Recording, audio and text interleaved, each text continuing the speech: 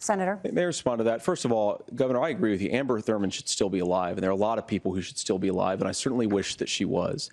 And maybe you're free to disagree with me on this and explain this to me, but as I read the Minnesota law that you signed into law, the statute that you signed into law, it says that a doctor who presides over an abortion where the baby survives, the doctor is under no obligation to provide life-saving care to a baby who survives a botched late-term abortion. That is, I think, whether you're pro-choice or pro-abortion, that is fundamentally barbaric. And that's why I use that word, Nora, is because some of what we've seen, do you want to force Catholic hospitals to perform abortions against their will? Because Kamala Harris has supported suing Catholic nuns to violate their freedom of conscience. We can be a big and diverse country where we respect people's freedom of conscience and make the country more pro-baby and pro-family. But please.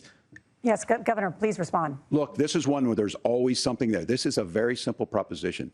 These are women's decisions to make about their health care decisions, and the physicians who know best when they need to do this. Trying to distort the way a law is written to try and make a point, that's not it at all. What was I wrong about, Governor? Please tell me, what was I wrong about? That is not the way the law is written. Look, I've given But how? I've given this advice on a lot of things, that getting involved, that's been misread, and it was fact-checked at the last debate. But the point on this is there's a continuation of these guys to try and tell women or to get involved. I use this line on this, just mind your own business on this. Things worked best when Roe versus Wade was in place. When we do a restoration of Roe, that works best. That doesn't preclude us from increasing funding for children. It doesn't increase us from making sure that once that child's born, like in Minnesota, they get meals, they get early childhood education, they get health care.